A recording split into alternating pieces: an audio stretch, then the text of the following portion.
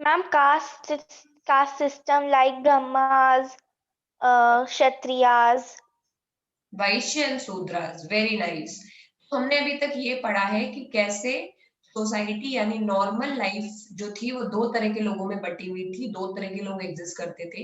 एक नॉर्मल लोग जो सिटीज में रहते थे, किंगडम्स में रहते थे, वो लोग वर्णा सिस्टम को फॉलो करते थे, यानी उसमें कुछ लोग ब्राह्मण होते थे, कुछ लोग क्षत्रिय, कुछ लोग वैश्य एंड देन शूद्रास। इन लोगों का कास्ट का डिवीजन काफी स्ट्रिक्ट था, यानी अलाउड नहीं था आपस में इंटर मैरिज करना एक दूसरे की कास्ट से। ऊपर से जो नीचे वाली कास्ट है शूद्रास, उनको वो लोग अनटचेबल ट्रीट करते थे और उनको टच नहीं करते थे। और उसके अलावा सोसाइटी में बहुत डिवीजन था। और फिर दूसरी तरफ मैम वर्नास के अंदर उसके बाद कास्ट सिस्टम भी हाँ वो आने बेटा लगा। बात की बात है, स्टार्टिंग में तो वर्णा सिस्टम ही था, बात की बात है, अभी बता रही हूँ। रिवीजन कर रहे हैं ना लास्ट क्लास का। फिर हमने ये देखा कि दूसरे तरह के लोग यस। होते हैं ट्राइबल्स, जो अलग अलग लोकेशन पे रहते हैं। हमने अलग अलग लोकेशन की ट्राइब्स के बारे में भी देखा। नॉर्थ वेस्ट की ट्राइब के बारे में देखा। क्या नाम है, एक तो खक्कार ट्राइब है, और उसके अलावा हमने भील्स ट्राइब के बारे में, गोंड ट्राइब के बारे में, गद्दी, बकरवाल, यानी अलग अलग लोकेशन के अलग अलग ट्राइब के बारे में देखा। नॉर्थ वेस्ट में हमने हाँ खक्कार ट्राइब है, बलूच ट्राइब है, इनको देखा। उसके अलावा हमने सेंट्रल इंडिया में भील ट्राइब को देखा। और उसके अलावा हमने छत्तीसगढ़ वाले रीजन में ये बैगा, मुंडा, ये सब ट्राइब को देखा। नॉर्थ ईस्ट में हमने अहोम ट्राइब को देखा। हिमालय में हमने हिमालयन वाला जो रीजन है वहां पर हमने गद्दी, बकरवाल, इस तरह की डिफरेंट डिफरेंट लोकेशन में डिफरेंट ट्राइब्स रहती हैं, ये हमने पढ़ा। ठीक है। फिर हमने पता था कि ये ट्राइब्स लोग मोस्टली जंगल में रहते थे, इसमें कुछ लोग खेती भी करते थे, बट मोस्टली ये ट्राइब्स लोग क्या करते थे, शिफ्टिंग कल्टीवेशन करते थे, और जो फॉरेस्ट से सामान आता था उनको कलेक्ट करते थे। ये लोग वर्णा सिस्टम को फॉलो नहीं करते थे ट्राइबल लोग, और इसीलिए इनकी सोसाइटी में ज्यादा इक्वालिटी थी। ये देखो अलग अलग जगह लिखा हुआ है, ये है खुखार ट्राइब, गखार, लांघास, और ये बलूचीज नॉर्थ वेस्ट में है इंडिया के मैप में। और ये जहाँ पे हमने बात करी वहां पे ये देखो मुंडा, चिरोज, ये यहाँ रहते हैं। नॉर्थ ईस्ट में अहोम्स, नागाज, इधर वेस्ट गुजरात वाले साइड में भील्स, और साउथ इंडिया में हमने ये सेंट्रल इंडिया में गोंड, बैगाज। हमने इस तरह के ट्राइब्स के बारे में ऑलरेडी पढ़ा हुआ है। उड़ीसा में गोंड ट्राइब। ट्राइब लोगों की सबसे अच्छी बात क्या थी कि उनके यहाँ वर्णा का डिवीजन नहीं था, कास्ट सिस्टम फॉलो नहीं होता था। वो लोग किस तरह के काम करते थे, मोस्टली वो लोग फॉरेस्ट जो भी सामान कलेक्ट करते थे, वो लोग आपस में मिल बांट के खाते थे। रिसोर्सेस सबके बराबर बंटते थे वहां पर ट्राइब्स में। वो लोग का कोई डिवीजन नहीं था कि ये मेरा इलाका है वो तुम्हारा। उसमें से कुछ लोग एग्रीकल्चर भी करते थे, बट बहुत सारी कास्ट थी जो जंगलों में थी, मतलब जो ट्राइब्स थी वो जंगलों में रहती थी, दूसरों से आइसोलेटेड होती थी। ठीक है। फिर धीरे धीरे क्या होने लगा, जब टाउन्स और ग्रो करने लगे, उसमें हमने एक और ट्राइब के बारे में पढ़ा था, वो थी बंजारा। बंजारा बहुत इंपॉर्टेंट ट्रेडर्स होते थे, जो कि जिस मतलब कारवा में ट्रेवल, लोग कारवा मतलब ग्रुप में ट्रेवल करते थे, उसको तंटा बोलते थे। अलाउद्दीन खिलजी जो है उसने भी बंजारा का बहुत यूज करा है। उसके टाइम पे बंजारा लोग ट्रांसपोर्ट करके मार्केट तक ग्रेन ले जाते थे। जहांगीर ने भी अपने मेमोयर्स में ये लिखा हुआ है कि बंजारा लोग आर्मी को सप्लाई करने के लिए भी बहुत सारा ग्रेन कैरी करके ले जाते थे, क्योंकि बंजारा ट्राइब जो है वो घूम घूम करके सब जगह अपना सामान सप्लाई करती है और बेच करके पैसा कमाती है। उसके अलावा बंजारा ट्राइब के बारे में एक इंग्लिश ट्रेडर है, पीटर मुंडी, ये देखो सामने जिनका बना हुआ है ब्राउन बॉक्स, उन्होंने उसके बारे में लिखा है कि बंजारा के पास बैल होते थे, वो लोग अपने पूरे बीवी बच्चों के साथ ट्रैवल करते थे और वो लोग ट्रेड करके पैसे कमाते थे। हमें बंजारास के बारे में पता है। फिर हमने देखा कि धीरे धीरे, अब ये तो नॉर्मल सोसाइटी है जो दो पार्ट में डिवाइड थी, जिसके बारे में हमने बात की कि आधे लोग उसमें, कुछ लोग ट्राइबल्स हैं, और जो लोग नॉर्मल सोसाइटी में रहते हैं वो वर्ना सिस्टम को फॉलो करते हैं। बट फिर बाद में सोसाइटी धीरे धीरे चेंज होने लगी, क्योंकि जब बड़े बड़े बड़े टाउन्स डेवलप होने लगे, पॉपुलेशन बढ़ने लगी, तो जो कुछ ट्राइबल्स लोग थे वो भी नॉर्मल सोसाइटी का पार्ट होने लगे। लेकिन जब वो लोग नई सोसाइटी, जब नई नई कास्ट आने लगी वर्णा सिस्टम में, तो उनको अलग अलग जाति बोला जाने लगा, और धीरे धीरे पूरा वर्णा सिस्टम जाति के आधार पर बेसिस हो गया। यानी जो भी आपका वर्ण हो, ब्राह्मण, उसमें भी ढेर सारी कास्ट आ गई, डिफरेंट डिफरेंट जगह से आने वाले अलग अलग तरह के ब्राह्मण्स को अलग अलग कास्ट दे दी। उसके बाद जो क्षत्रियाज हैं उनमें भी बहुत सारे राजपूत, चौहान, तो इस तरह की अलग अलग कास्ट क्षत्रियाज में भी आ गई। उसके अलावा ट्रेडर्स यानी जो बनियाज या फिर वैश्यास ग्रुप है उसमें भी अलग अलग तरह के कास्ट आ गए, और सिमिलरली शूद्रास में भी अलग अलग तरह के कास्ट आ गए। तो धीरे धीरे जब पॉपुलेशन बढ़ने लगी, तो लोग जो है वो वर्णा के बाद सीधे अलग अलग कास्ट के आधार पर सोसाइटी में रहने लगे, और सब लोग कास्ट के डिवीजन में बंट गए। ठीक है, और ऐसा क्यों हुआ? क्योंकि पॉपुलेशन बढ़ रही थी, तो अलग अलग कामों के लिए और लोगों की जरूरत पड़ने लगी। बाहर के लोगों को भी वर्णा सिस्टम में ले लिया गया और उनको नई जातियों में रख दिया गया। बट ऐसे में कुछ ट्राइबल्स लोग थे जो लोग वर्णा सिस्टम को फॉलो नहीं करना चाहते थे, तो उन्होंने क्या करा, उन्होंने धीरे धीरे वर्णा सिस्टम को पूरी तरह छोड़ दिया। कुछ लोगों ने इस्लाम कबूल कर लिया, कुछ लोगों ने अपना धर्म ही चेंज कर लिया। वरना क्षत्रिय सिस्टम में एक उसी में जो एक जाति है राजपूत, उसके बारे में उन्होंने बताया कि वो बहुत फेमस हो गए थे धीरे धीरे, और वो बहुत ज्यादा पावरफुल भी हो गई थी ये जाति। और ये जाति जो थी वो अलग अलग ब्लड लाइन को मतलब लीनियज से थी, यानी अलग अलग इनकी हिस्टोरिकल जहां से ये लोग आए हैं, तो इनके एंसेस्टर सब लोग अलग अलग थे पूर्वज। कुछ लोग के हुनाज, चंदेलाज, चालुक्याज। तो राजपूत के बारे में इन्होंने क्यों बताया? क्योंकि राजपूत बहुत फेमस और बहुत पावरफुल हो गए थे, और इनमें से कुछ राजपूत तो ट्राइब्स के पहले बिलोंग करते थे, बट धीरे धीरे वो वर्णा सिस्टम का पार्ट बन गए और वो बहुत फेमस हो गए। तो यहाँ तक याद आया, सब पढ़ाया गया था। Yes, ma'am. अब हम पढ़ने वाले हैं क्लोजर लुक, यानी डिफरेंट डिफरेंट जो भी ट्राइबल्स हैं उनके बारे में अलग से पढ़ने वाले हैं। गोंड कौन होते हैं, क्या करते हैं। तो सबसे पहले देखो दिव्या, रीड करना शुरू करो गोंड्स के बारे में। अब हम अलग अलग ट्राइब के Okay, बारे में ma'am. पढ़ेंगे और इससे क्वेश्चन भी आएगा, इसलिए अच्छे से पढ़ना है इसको। जब दिव्या एक एक लाइन रीड कर रही है, सामने आपको भी स्क्रीन पे दिख रहा है, आप भी दिव्या के साथ में रीड करते चलिए और दिमाग में ट्रांसलेट करो कि क्या लिखा है। The Gonds lived in a vast forested region called Gondwana, or country inhabited by Gonds. They practiced shifting cultivation. The large Gond tribe was further divided into many smaller clans. Each clan had its own Raja or Rai. About the time that the power of the Delhi sultans was declining, a few large Gond kingdoms were beginning to dominate the smaller Gond chiefs. The Akbarnama, a history of Akbar's reign, mentions the Gond kingdom of Garha Katanga that had 70,000 villages. Okay, The बस administrative बस एक paragraph, अभी इस paragraph को मैं कर दूं, मतलब बता दूं, फिर आगे पढ़ेंगे। तो ये okay, गोंड ma'am. ट्राइब के बारे में बता रहे हैं। ये गोंड ट्राइब बहुत बड़े फॉरेस्ट में रहती थी, और जिस फॉरेस्ट में ये गोंड ट्राइब रहती थी उस फॉरेस्ट का नाम था Gondwana.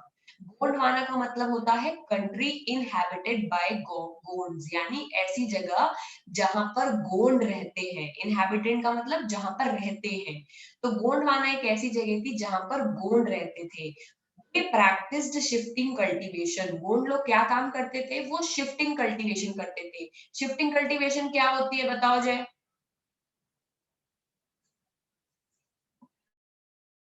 Ma'am one place to another shift होना। ओके, सही कह रहे हो। शिफ्टिंग कल्टीवेशन बगल में ही देखो ऑरेंज से लिखी हुई है कि शिफ्टिंग कल्टीवेशन में किसी भी फॉरेस्ट के इलाके में ट्री और बुशेस को फर्स्ट कट, पहले उनको काट दिया जाता है, फिर उनको जला दिया जाता है, और जितनी भी जो जो जली हुई क्रॉप बचती है वो एकदम एशेज यानी उसकी पूरी राख बन जाती है। फिर ये जो वो है लैंड है, तो धीरे धीरे, हाँ सॉरी क्या बोल रही हूँ, कि पहले जब इस ट्री एंड बुशेस को फॉरेस्ट एरिया में पूरी तरह काट दिया जाता है, फिर जला दिया जाता है। तो जलाने के बाद में क्या बचता है, जो वहां पे जमीन को खाली कर लेते हैं, और उस जमीन पर वो लोग क्रॉप उगाते हैं। फिर क्रॉप को हार्वेस्ट कर लेते हैं 3-4 महीने में, जब क्रॉप पक जाती है। उसके बाद में क्रॉप को वापस जो है वो क्रॉप जब जब उग जाती है, उसके बाद में वो लोग लगातार उस खेती तब उस जमीन पर क्रॉप उगाते रहते हैं। जब उस लैंड की फर्टिलिटी कम हो जाती है, तो लोग उस जगह को छोड़ करके दूसरे लैंड की तरफ चले जाते हैं। इसको बोलते हैं शिफ्टिंग कल्टीवेशन। यानी शिफ्टिंग कल्टीवेशन में मैम एक, मेरा सही था या गलत था? सही था। शिफ्टिंग कल्टीवेशन में एक जगह खेती नहीं करता इंसान, वो खेती की जमीन को शिफ्ट करता रहता है। जिस जगह उसको खेती करनी होती है उस जगह के वो लैंड में जो भी ट्री और बुशेस होते हैं उन सबको वो लोग काट देते हैं, जला देते हैं, लैंड बना लेते हैं, उसमें खेती करते हैं। और जब उस खेती की फर्टिलिटी यानी उस सॉइल की फर्टिलिटी जब कम होने लगती है तो लोग दूसरी जगह शिफ्ट हो जाते हैं और वहां खेती करने लगते हैं। पुराने जमाने में ट्राइब्स लोग एक्चुअली मैक्सिमम शिफ्टिंग कल्टीवेशन ही करते थे, वो एक जगह पे रुक के खेती नहीं करते थे। आजकल क्या हम लोग शिफ्टिंग कल्टीवेशन करते हैं, बताओ यश, आजकल हम लोग शिफ्टिंग कल्टीवेशन करते हैं क्या?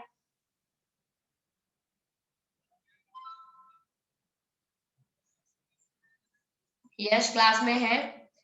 नहीं, आजकल हम लोग मैम करते व्हाट? हैं क्या? आजकल हम लोग शिफ्टिंग कल्टीवेशन करते हैं क्या यश? यस आजकल भी करते हैं। कौन करता है शिफ्टिंग कल्टीवेशन? हम लोग करते हैं, नॉर्मल लोग शिफ्टिंग कल्टीवेशन करते हैं क्या? शिफ्टिंग कल्टीवेशन का मतलब मैंने क्या बताया यश, बताओ?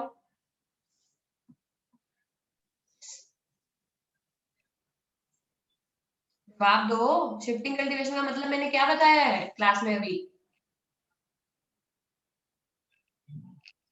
मैम मैं बताऊँ, आपने मुझसे पूछा नहीं, था। ये बताएगा, ये क्लास में था ना तो सुन रहा होगा। क्या बताया मैंने शिफ्टिंग कल्टीवेशन का मतलब यश अभी? Ma'am I don't know. तो नहीं पता है, तुमने क्लास में अभी नहीं थे तुम? मैम मैं था लेकिन ध्यान नहीं था।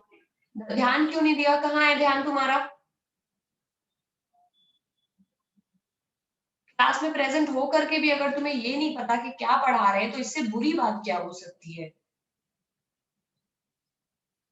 इंपॉर्टेंट चैप्टर है ये, इतनी बार बोला है कि पूरे साल ध्यान नहीं दिया, आप ध्यान देना शुरू करो। समझ में नहीं आती है बात, डांट खाने में मजा आता है क्या यश तुमको?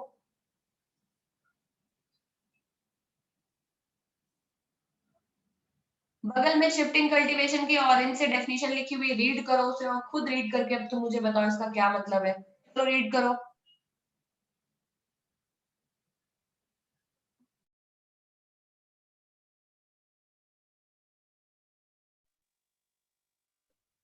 Ma'am human environment and transportation में मेरे 8 आउट ऑफ 10 आए थे आज के टेस्ट में एसएसटी। यस, मैं बोल रही हूँ ना तुमको, कुछ पढ़ो, ट्राई बगल में जो ऑरेंज से डेफिनेशन लिखी हुई है और इसको बताओ डिस्क्राइब करके क्या लिखा Trees है and bushes in the forest area are first cut and burn. burned. The crop is sown, sown and का मतलब बोना। sown in the ashes. When this land loses its fertility, another plot of land is cleared and planted in the same way. हाँ, तो क्या मतलब है इसका? Shifting cultivation करते हैं तो जिस एरिया में जाते हैं सबसे पहले ट्री एंड बुशेस उस फॉरेस्ट एरिया के काट दिए जाते हैं। तुम्हें जमीन तो चाहिए ना खेती उगाने के लिए, तो तुम जंगलों में पहले पेड़ काटोगे, जमीन को खाली करोगे और जो पेड़ों की जड़ें वगैरह रह जाएंगी उनको जला दोगे ताकि एकदम लैंड पूरी मिल जाए तुम्हें साफ क्रॉप उगाने के लिए। फिर उस लैंड में क्रॉप को सो किया यानी बोया जाता है।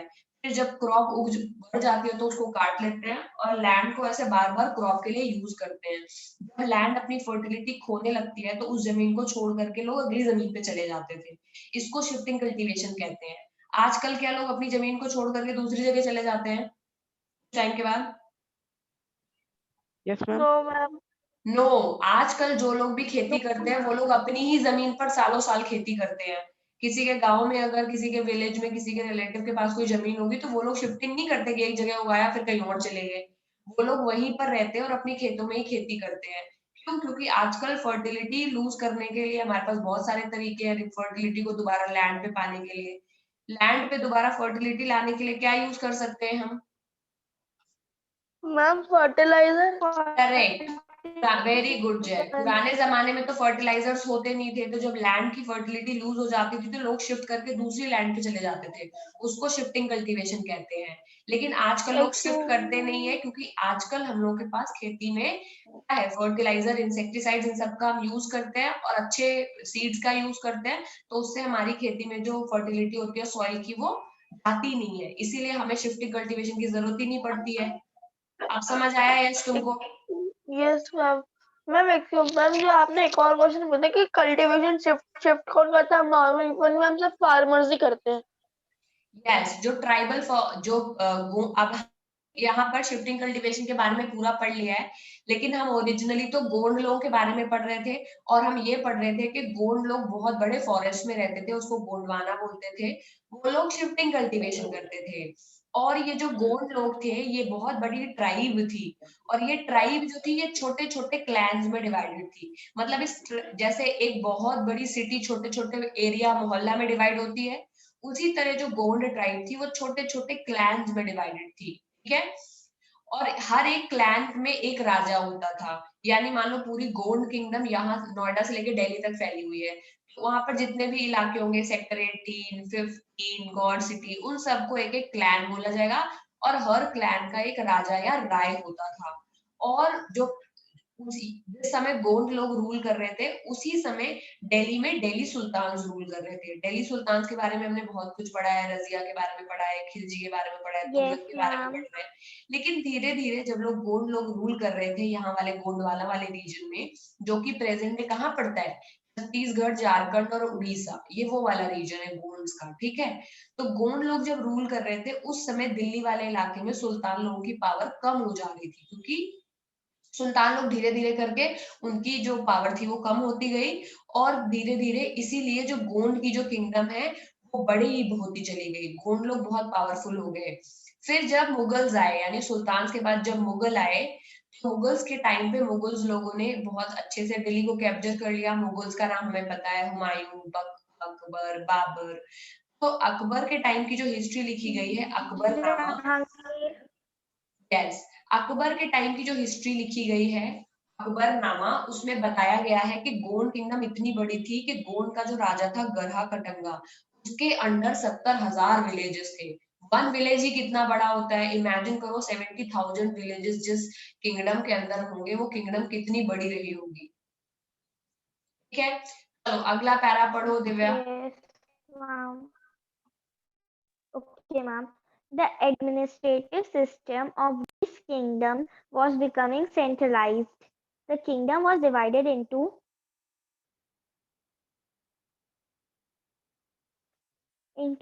gars. Each gar was controlled by a particular Gond clan. This was further divided into units of 84 villages called Chaurasi.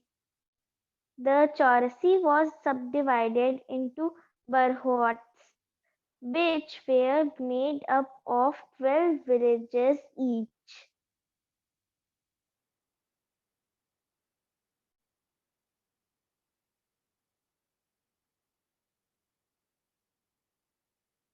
मैं आगे करूँ क्या?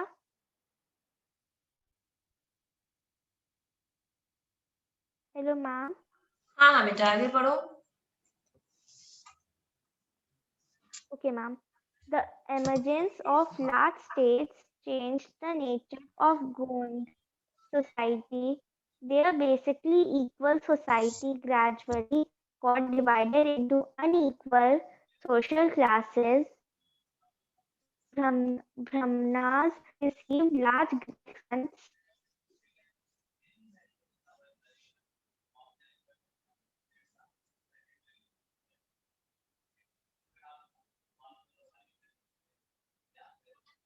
From the Gond Rajas and became more influential. The Gond chiefs now wished to be recognized as Rajputs. So Aman Das, the Gond Raja of Garha Katanga, assumed the title of Sangram Shah.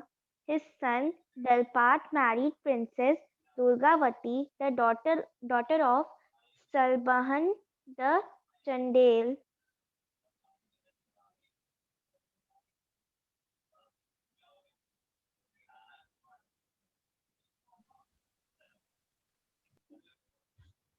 Ma'am आगे का नहीं दिख रहा। एक minute बेटा मैं आ रही हूँ।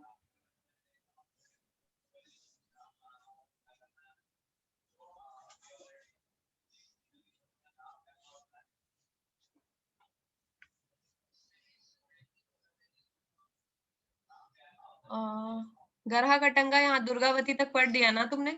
हाँ ठीक है, इतना ही है। अब ये जो सेकंड पैराग्राफ है इसका क्या मतलब है? सब लोगों को मैंने साथ में पढ़ने के लिए बोला था। जय बताओ, what do we mean by each garh controlled by a particular Gond clan? Ma'am each garh was ma'am जो भी गढ़ था वो एक पर्टिकुलर गोल्ड क्लैन से कंट्रोल होता है। यहाँ से शुरू करना है इसको, यहाँ से कि जो गोंड लोगों की जो किंगडम थी वो सेंट्रलाइज थी, यानी उसकी उनके बीच में एक कैपिटल होती थी जो सब लोगों को कंट्रोल करती थी। कैसा सेंट्रलाइज का मतलब? सेंट्रलाइज का मतलब क्या होता है? जैसे आज की डेट में दिल्ली पूरे इंडिया की कैपिटल है ना, और पीएम पूरे इंडिया को कंट्रोल करता है। वैसे ही जो गोंड लोगों की किंगडम थी उसमें जो चीफ होता था वो पूरी गोंड किंगडम को कंट्रोल करता था, ये बोलना चाहते हैं। मैम जो गोंड लोगों का किंगडम है वो डिवाइडेड है। मैम नेक्स्ट पेज खोल लीजिए। हाँ, ये तो उसके बाद की बात है ना। पहली लाइन का क्या मतलब है? पहली लाइन का मतलब ये है कि गोंड लोगों का जो किंगडम चलती थी वो सेंट्रलाइज थी, मतलब उनका जो किंग होता था वो पूरे गोंड पर रूल करता था। और अगली बात क्या है कि किंगडम डिवाइडेड थी गढ़ में। जैसे हाँ, आज हमारी कंट्री स्टेट्स में डिवाइडेड है, वैसे ही जो गोंड लोगों की किंगडम थी वो किसमें डिवाइडेड थी? गढ़ में।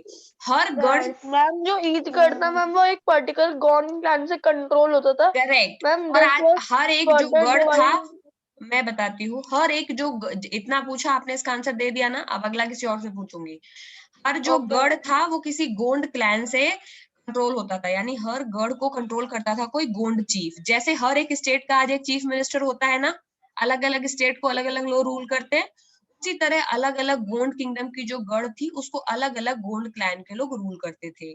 ये जो क्लैन था वो कितने में डिवाइडेड था? वो 84 विलेज में डिवाइडेड था, जिसको 84 बोलते थे। ठीक है, जैसे कि आज एक गोंड क्लैन तो एक स्टेट के बराबर हो गया इंडिया में, बात की नहीं? मैंने क्या बताया कि पूरी इंडिया को एक गोंड किंगडम मान लो, पूरी इंडिया पे रूल करता है पीएम, वैसे ही पूरी इंडिया पे पूरे गोंड क्लैन में गोंड चीफ होता था। फिर हर एक गोंड जो क्लैन होती थी वो गढ़ में डिवाइडेड होती थी, वैसे ही जैसे एक कंट्री स्टेट्स में डिवाइडेड होती है। उस गोंड क्लैन जिसको गढ़ बोलते थे, उस गढ़ के अंदर 84 विलेज होते थे। जैसे कि हर एक स्टेट में ढेर सारी सिटीज होती हैं, नोएडा, गाजियाबाद, आगरा, है बात की नहीं? पूरे यूपी में ढेर सारी सिटीज है ना, वैसे ही गोंड लोगों का जो एक क्लैन होता था उसके अंदर ढेर सारे विलेजेस होते थे, और मतलब 84 विलेज होते थे और उसको 84 बोलते थे। ठीक है, समझ में आ गया क्या बताना चाहती हूँ मैं? कैसे चलती थी गोंड किंगडम? ओके, अगला है the emergence of large state change the nature of the Gond kingdom. फिर धीरे धीरे सोसाइटी चेंज होने लगी और गोंड की भी सोसाइटी चेंज होने लगी, क्योंकि बाकी सोसाइटी चेंज होने लगी, वहां पे पॉपुलेशन बढ़ने लगी, गोंड लोगों की सोसाइटी भी चेंज हो गई। धीरे धीरे उनकी जो सोसाइटी थी उसमें इक्वल और अनइक्वल क्लासेस आ गई, यानी कुछ लोगों को ऊपर मानने लगे, कुछ को नीचे। ठीक है, ब्राह्मण लोग भी गोंड सोसाइटी का पार्ट बन गए, और जो गोंड राजाज होते थे वो लोग ब्राह्मण्स को अच्छे दान देते थे, बहुत पैसा देते थे, और इसी तरह गोंड सोसाइटी में भी ब्राह्मण्स का जो इन्फ्लुएंस था वो बहुत बढ़ गया, क्योंकि पहले तो गोंड किंगडम ट्राइबल किंगडम था, उनके यहाँ ये ब्राह्मण और क्षत्रिय वैश्य शूद्रा वाला चीज चलता नहीं था।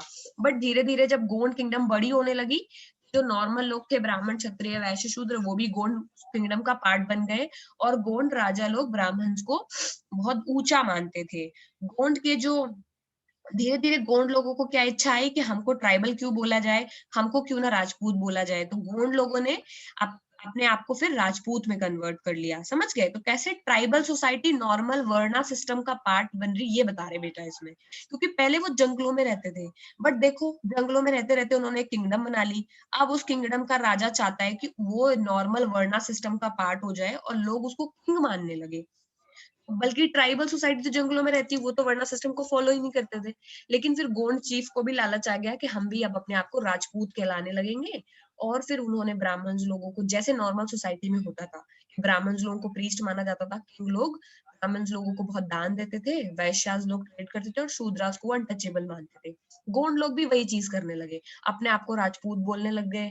ठीक है, और ये किससे मैच करता है? जैसे हमने सेकंड चैप्टर में सामंथास के बारे में पढ़ा था कि सामंत लोग पहले तो किंग लोग के स्लेव होते थे, बाद में उन्होंने यज्ञ वज्ञ करके अपने आप को ही किंग डिक्लेयर कर देते थे, है बात की नहीं?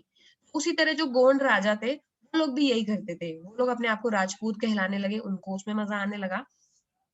उसी तरह एक एग्जाम्पल दिया हुआ है एक आदमी का, उसका नाम था अमन दास। गोंड राजा था, गढ़ा कटंगा किंगडम का। इसने क्या किया, अपने अपने आप को संग्राम शाह का टाइटल दे दिया। याद है चैप्टर 2 में हमने पढ़ा था कि सामंत लोग भी अपने आप को टाइटल देते थे, भुवनाधिपति। Yes, ma'am. उसी तरह के गोंड लोगों ने भी यहाँ पे अपने आप को टाइटल देना शुरू कर दिया, क्योंकि वो लोग अब नॉर्मल सोसाइटी की तरह देखे जाना चाहते हैं। वो चाहते हैं कि लोग उनको देखे तो उनको किंग माने। ट्राइब्स में तो ये सब होता नहीं था। उसका जो सन था, मतलब अमन दास का, उसका नाम था दलपत। उसने एक प्रिंसेस से शादी कर ली। बल्कि क्या ट्राइबल लोग प्रिंस और प्रिंस ये सब मानते हैं? नहीं, ट्राइब लोग तो जंगलों में रहते हैं, उनका तो प्रिंसेस होते ही नहीं है।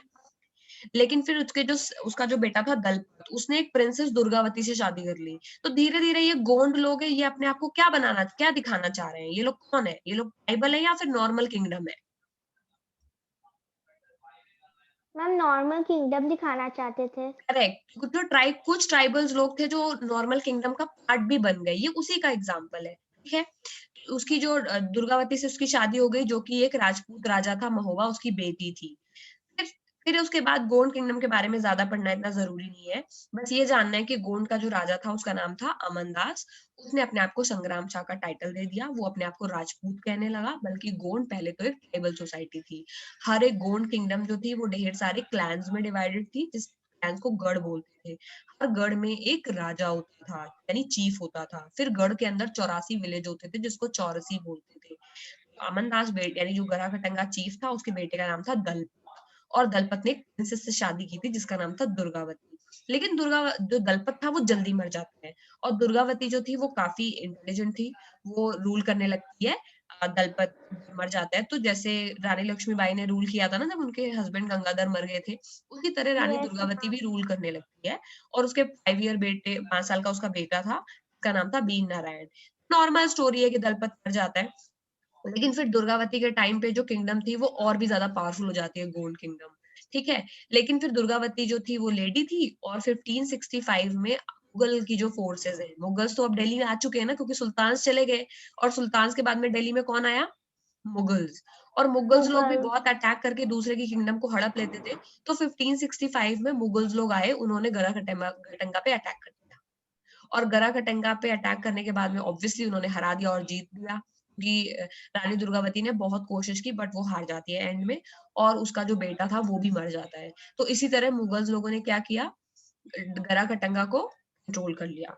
मुगल लोग तो यही करते थे, अलग अलग जगह पे चढ़ाई करते थे और उनको सारे राजपूत किंगडम पे, जैसे अकबर ने जोधाबाई से शादी की थी राजपूत किंगडम को अपने अंडर करने के लिए, वैसे ही मुगल्स लोग अपनी आर्मी लेके बहुत सारे किंगडम पे जाके उनको कंट्रोल करते थे। गरा खटंगा बहुत बड़ा एग्जाम्पल है जिसको मुगल फोर्सेस ने कंट्रोल किया था। और गरा खटंगा के बारे में और बताते हैं। गोंड क्वेश्चन होगा इसमें कहीं ना कहीं गोंड पर। तो गरा खटंगा जो था ना वो बहुत रिच स्टेट, बहुत पैसा था। उनके पास में वाइल्ड एलिफेंट्स थे जो वो लोग किंगडम को एक्सपोर्ट करते थे। यानी गराखटंगा के आसपास जो अलग अलग किंगडम्स थी, गराखटंगा खुद एक किंगडम थी, बट उसके अगल बगल जो भी किंगडम थी वहां पर गराखटंगा के लोग अपने एलिफेंट्स देते थे।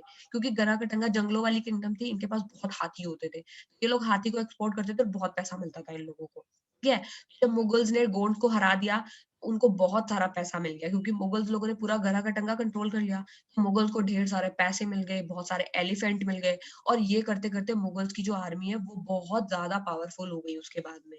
तभी तो मुगल्स लोगों को फिर कोई हरा नहीं पाता था। तो गरा खटंगा के जाने के बाद में कुछ टाइम तक गोंड किंगडम सरवाइव करती रही। लेकिन फिर धीरे धीरे वो वीक हो गए।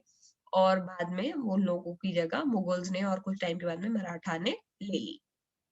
ठीक है, हमने पूरी किंगडम के बारे में पढ़ लिया। अब देखते हैं गोंड किंगडम पे कोई क्वेश्चन पूछा है इन्होंने कि नहीं पूछा। चलो देखते हैं भाई, कहाँ पे है ये। देखो क्वेश्चन नंबर पहले का सी, क्या किसमें लिखा हुआ है कि गरहा के कटंगा में 70,000 विलेजेस थे?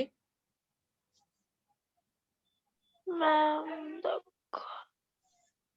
कोई बुक है ना जिसमें लिखा हुआ है मुगल टाइम की कि गरहा कटंगा किंगडम थी, उसमें 70,000 विलेजेस थे? क्या है बुक का नाम?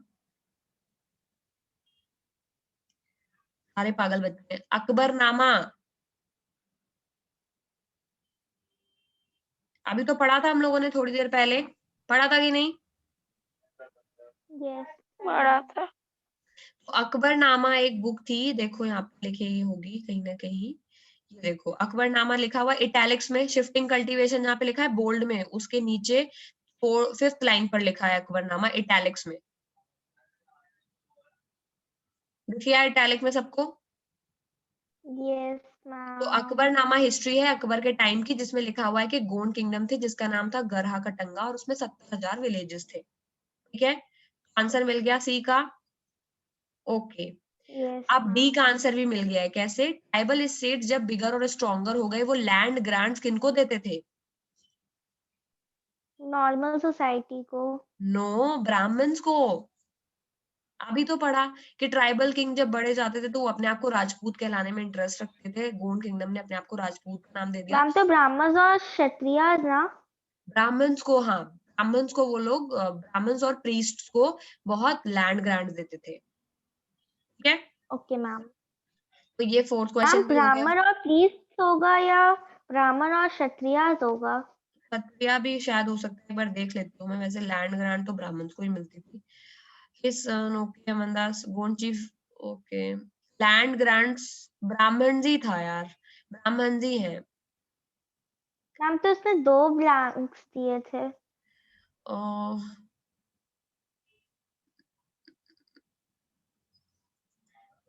अभी फिलहाल के लिए इसमें ब्राह्मण रखो और क्षत्रियास हो भी सकता है आंसर इसका। ठीक है, ब्राह्मण एंड क्षत्रियास रख सकते हैं।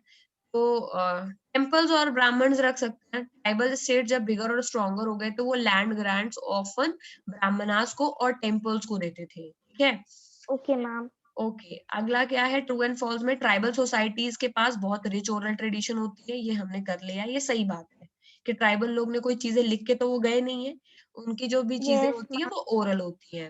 There were no tribal community in north west, ये गलत था। 84 गोंड स्टेट में सेवरल सिटी थी। 84 जो गोंड स्टेट है, क्या उसमें सिटी थी?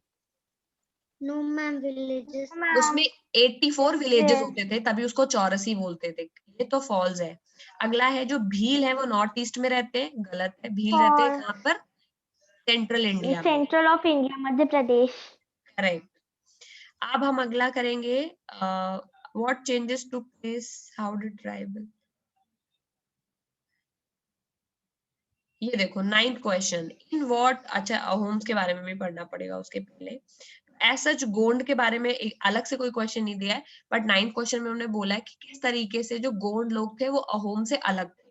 ठीक है, जब हम अहोम ट्राइब के बारे में भी पढ़ लेंगे तब हमें पता चलेगा कि गोंड और अहोम में क्या अलग था। ठीक है, 8th क्वेश्चन मैंने करने के लिए दिया था, किस किसने कर लिया है? बंजारा इंपॉर्टेंट क्यों थे इकोनॉमी के लिए, कोई करके आया है? मैम बंजारास इम्पोर्टेंट इसलिए थे क्योंकि वही अरे होमवर्क में ग्रेन्स किया को है कि शिफ्ट नहीं? करते थे. होमवर्क में किया है बंजारास क्यों इम्पोर्टेंट थे?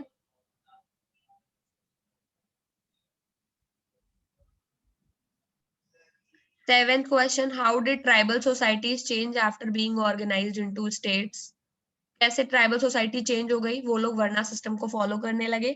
उसमें आप गोंड का एग्जाम्पल भी दे सकते हो कि किस तरह गोंड लोग थे जो पहले ट्राइबल थे, बाद में जब उनकी किंगडम बन गई तो वो अपने आप को राजपूत बोलने लगे, ब्राह्मण्स को ग्रांट्स भी देने लगे। ठीक है, इसमें गोंड का एग्जाम्पल लिख दोगे कि ट्राइबल सोसाइटी स्टेट में यानी बड़े किंगडम में या स्टेट में ऑर्गेनाइज हो गई तो किस तरह से वो चेंज हो गई। और वर्ना सिस्टम में क्या चेंज आया था ये हम पहले ही देख चुके कि जैसे जैसे पॉपुलेशन बढ़ने लगी वर्ना सिस्टम में नई जातियां इंट्रोड्यूस होने लगी। ठीक है, यस 6th वाला मैंने मैम. करने को ऑलरेडी दिया था। अब 5th क्वेश्चन जो बचा है वो हम अभी करने वाले हैं। और okay, 5th question Ahom state वाला, तो चलो अहोम और पढ़ लेते हैं, फिर आपको इसके सारे क्वेश्चंस करके लाने हैं। ठीक है, होमवर्क है पूरा ये। चलो अहोम सोसाइटी कौन पढ़ेगा? पढ़ना शुरू करो। हम कहना है हाँ पढ़ो स्नेहा बेटा। the Ahoms migrated to the Brahmaputra Valley from present-day Myanmar in the 13th century. They created a new state by surprising the older political system of the Bhulians. landlords. Hmm. During the 16th century, they annexed the kingdoms of the Chutias 1523 and of Koch Hajo 1581 and subjugated many other tribes. The Ahoms built a large state and for this they used firearms as early as the 1530s. By the 1660s, they could even make high quality gunpowder Gunpowder and and cannons. cannons. Okay, जो अहोम लोग थे बेटा, वो Brahmaputra valley का मतलब है present day Arunachal Pradesh, north east में जितने भी स्टेट्स है ना, आप उनको कंसीडर कर सकते हो रफली कि वो ब्रह्मपुत्र वैली में है। जैसे कि आसाम हो गया, अरुणाचल प्रदेश हो गया, मेघालय हो गया, वेस्ट बंगाल हो गया, सिक्किम हो गया, वो सब ब्रह्मपुत्र वैली में है ये स्टेट्स, ठीक है, नागालैंड। तो ये अहोम जो थे वो ब्रह्मपुत्र वैली यानी नॉर्थ ईस्ट वाले आसाम वाले इलाके में म्यांमार से माइग्रेट होके आए थे। इंडिया के ईस्टर्न बाउंड्री में कौन सा नेबर है? इंडिया की ईस्टर्न बाउंड्री किससे मिलती है? ईस्ट में हमारे कौन रहता है बगल में? म्यांमार। किसी ने कभी मैप देखा है? Yes, ma'am. Okay, let me just show you के India and ma'am neighbour. East में बांग्लादेश भी तो रहता है। बांग्लादेश तो इंडिया के अंदर ही है ना बेटा, एक तरह से वो पार्टी। ये देखो, ये ग्रीन वाला मैं खोलती हूँ अभी।